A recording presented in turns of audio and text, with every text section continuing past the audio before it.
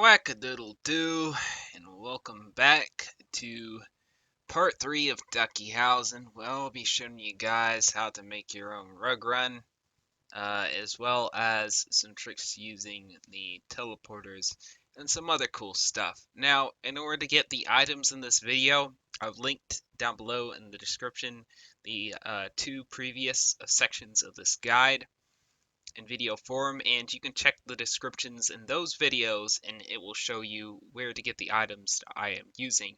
But I will not spend time in this video showing you once again what I've shown you in basically two previous episodes of this series. So that being said, let's get started by showing you a little bit of my work, and I'll just show you the stuff that's relevant to what we will be making here. Alright, well, I'm going to go ahead and step outside and show you something you really need to consider when you do a rug run, especially if you try to glitch into something that has walls. Not all walls will allow you to do this. Some of them will block you from doing it, but there are some walls that are more visual and you can walk right through them. And it's usually in places that would not normally be accessible. Like, for example, I would not normally be able to access this part of the Musketeer house, the tower right here. So, when they designed this house, they didn't bother making it to where pirates could not walk around up here. It would have been unneeded work, and as a result, I glitched all the way up here, and then I basically put a rug run inside of the Musketeer house based on that. Now, each house is different, and you'll have to find these little sweet spots by exploring around for yourself, minus the ones that I just showed you in this house right here. So that's one thing you will definitely need to consider. And also notice that I combined two different techniques. If you remember from the previous episodes, I had used the shelf rut glitch, where I used the white towel and the shelf to basically make a procession of rugs going upwards.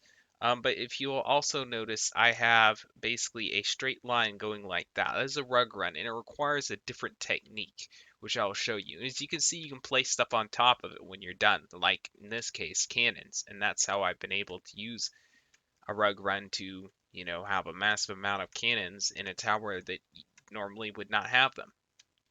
So, yeah, I'm going to go ahead and show you how to do that right now. Alright guys, well, the house that I was originally going to show you guys how to use all these techniques and of course build something while I made the video has a bit of an issue. So I started pre-building everything, and I was going to originally tear it all down and rebuild it for this video, but it took me like an entire day to make all this, because when you get into rug running, that's probably the most messy part of rug glitching.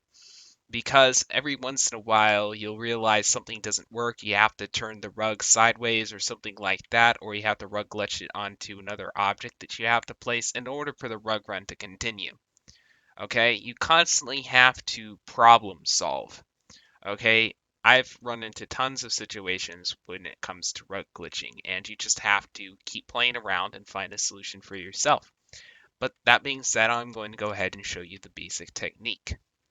Okay, so first you put a rug on the ground. Then you take another rug and you make sure it is placed over that rug. Then you scroll, and when you scroll, you see the other rug moves to meet it.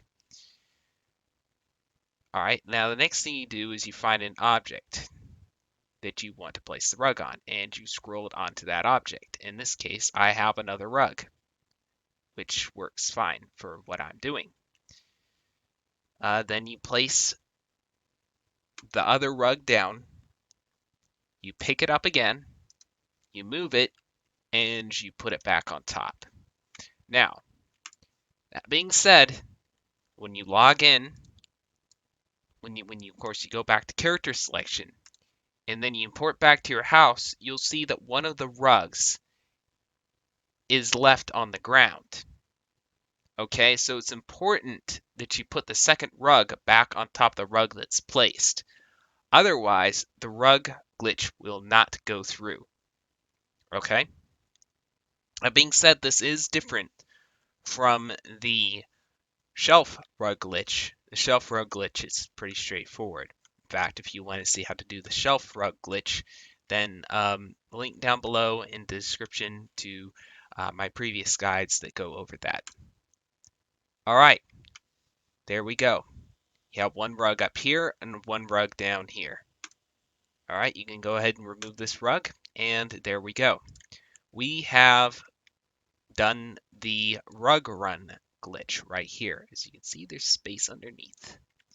And that's what I use to make all that up there. As you can see, all that on top is made from the rug run rug glitch. So now you know how to do that. All right. Now, I mentioned problem solving and how sometimes your rug run either won't align the way you want it to, or it just won't continue on the path for whatever reason. After all, it is a glitch, so it is actually very glitchy. This is not castle magic like what you have in Wizard 101.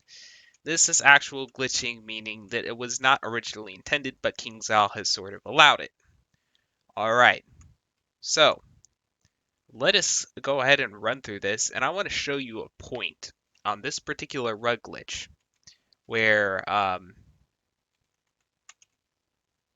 had such a situation. It's one of the more obvious ones. I had to basically do this the entire time. And I spent a lot of time making sure that the rug glitch itself went straight on a path that was visually appealing from the outside. Like, for example, as I was building it, I would jump off right here on this middle part of the pattern just to make sure that my rug run was running straight. And if I landed inside of the wall, then it was good to go and I could continue. Now, here's where I had to get a little creative. I was having trouble getting this rug run to continue. I wanted to make it run basically, horizontal, like this rug right here. But I had to turn it sideways, and I had to glitch it onto pillars that I had to make in order for it to continue, because for whatever reason, it just would not let me continue. So I had to get creative here. That's what I mean by problem solving. And something else, guys, is Pirate 101 does not allow for much housing space. There are Bric-a-Brac potions, here in the crown shop, right? You can get those, but you can only get 2 of them for the inside and 2 of them for the outside. Now you may be thinking, well, 300 space is a lot of space. Well, it's really not, guys. In Wizard 101, there's much more space. We really, really, really need more housing space, okay? That being said, something else you can buy for your house to help improve your rug runs and other techniques is something called a teleporter. As you can see, I went through it earlier. There we go. And it just adds a little more spice to whatever you're doing. So yeah, guys, that was my rug run, and hopefully that explains some of the problem-solving aspects about making a rug run. All right, so we're more on the lines of house decorating now, but here is a fun technique you can use for your teleporters. You can actually set the destination on top of an item, so you can basically teleport inside of it. In this case, it's a pot, and I usually prank people into stepping into it and get a bunch of people into this pot, usually at a housing party or something like that, and it adds, kind of to the vibe. That being said, when people usually decorate a house, what I usually see is like someone plop down like a bunch of pets. It looks really messy, and they just throw all their clutter everywhere. Make it look organized, and go for a little bit of a wow factor. For example, look, these guys right here, you have yourself a nice, organized nutcracker army. Now, in all of my houses, I do have a little bit of this. I do have rug runs and rug glitches and all that, and wonders and everything like that. But even if you don't make something like that, at least make your stuff look organized and neat. Now, if you're wondering where I got these guys, I got them from the Skull Island Bazaar. The cannons, I got from the Crown Shop, actually. This keg right here, I also got from the Crown Shop. This little barrel of fish, I also got from the Crown Shop. These fireworks I got from the Skull Island Bazaar. There are always plenty of these around the holidays. So um, that's what I do.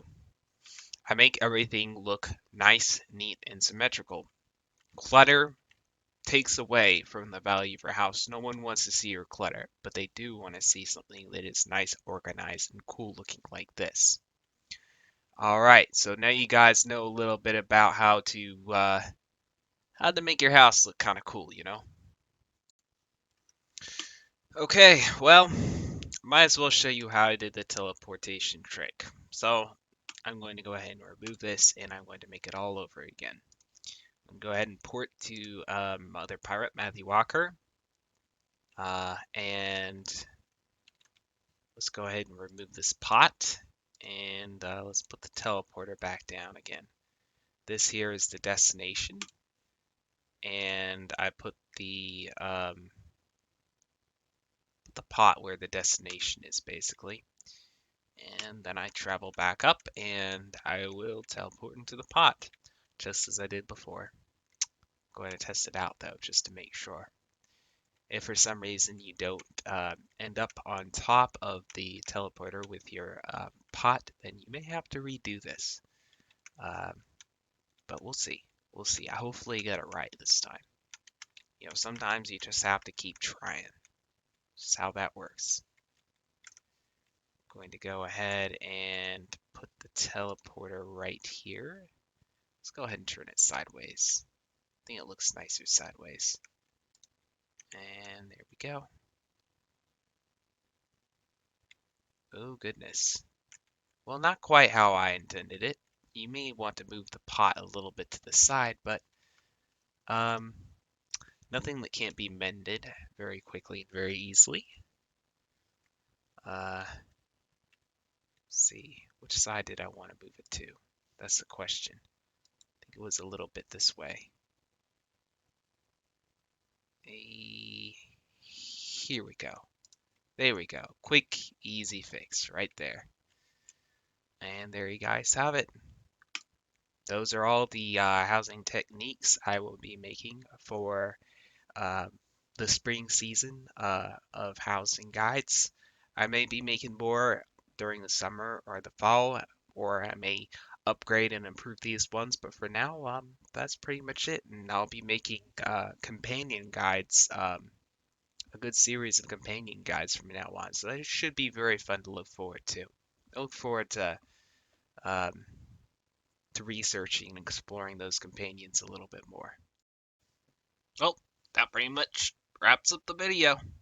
So, I'm just going to quickly shout out a couple of people and we'll leave it at that.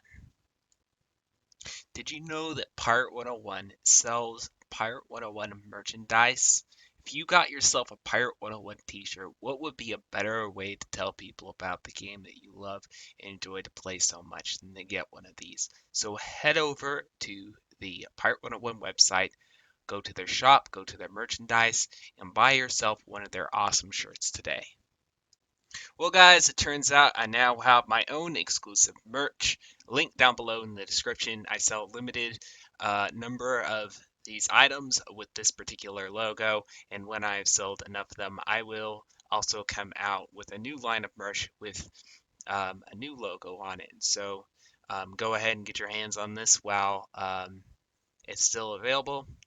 Uh, or go ahead and buy yourself a Pirate101 t-shirt or something like that.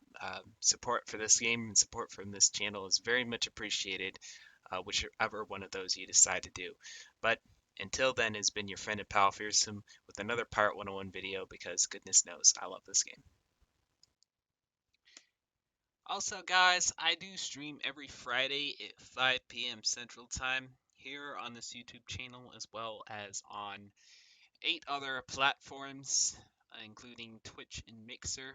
So if you guys want to see me live and hang out with me while getting amazing pets in both Pirate 101 and Wizard 101, be sure to show up for that, and me and other community members will hopefully be able to help you out with an amazing pet. So I hope to see you there.